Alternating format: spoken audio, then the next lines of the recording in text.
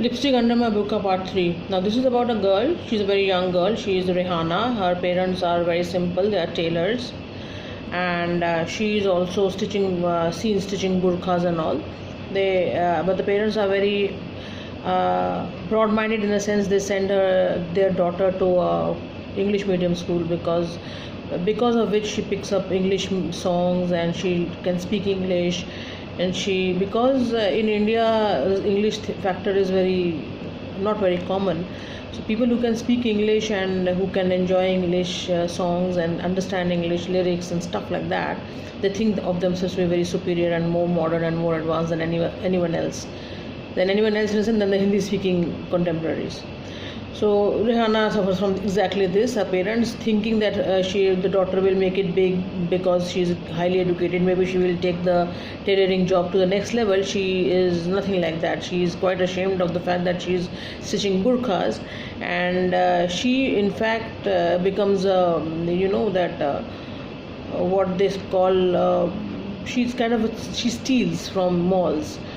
That is how the movie got its name. She first steals a lipstick under her. She runs away with the lipstick. She runs away with boots, good shirts, and because her parents will not allow her to wear those supposedly Western dresses because she's a Muslim who's under a burqa. So what she does is she steals and all. They're showing that she's just barely 17 or 18. So obviously, it is understandable that a girl who's just barely 17 or 18 is looking forward to a new life, maybe looking forward to a boyfriend and a modern life. And our films are full of char botal vodka, kam mera roch ka kind of lifestyles of rich people. So people who live in chawls think that this is what the rich people do and this is the best thing to do in life.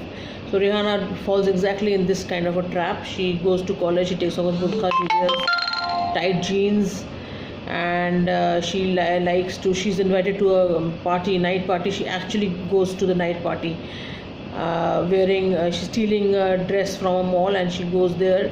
She smokes, she drinks. I mean, she never smoked or she never drank also, but just to prove that she knows everything, she pretends that she knows to do everything.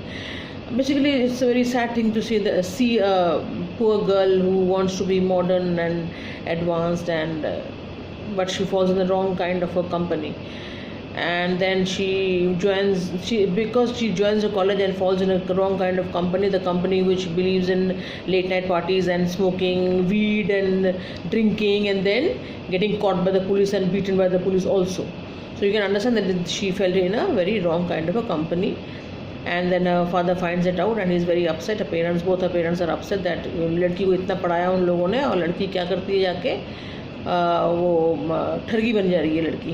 Drink करना है उसको, drug लेना है, लड़कों के साथ झूमना है, English गाने गाने हैं, गिटार बजाना है. Because this is called peer pressure basically. इसको लग रहा है कि सब लोग करते हैं, वो क्यों ना करेगी. तो ये है कहानी रेहाना की. Rehana has not been shown in having sex or anything. उसका ऐसा कुछ नहीं दिखाया, but she is just an inquisitive young teenager who wants to know why she is having to lead such a suppressed and oppressed life, and why she can't behave and lead a life like what is shown in films, especially late night parties and getting drugs and having boyfriends for maybe one boyfriend for 2 months and then changing over to another boyfriend and third boyfriend and fourth boyfriend and go get into an emotional attachar kind of stuff. So this is what Rehana wants. At least that is what is shown. So basically in this movie what we see is 4 women. All of them are more or less educated. They don't belong to some rural Indian village. They belong to a very good metropolitan city only. Metropolitan city in a sense that they belong to a city life. They are educated, yet they are suffering endlessly because for whatever reason. No one is satisfied.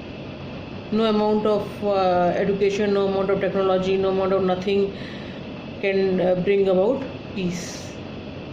There has to be something else to get satisfaction and peace, basically. So this film is basically a failure in the part of women to understand themselves.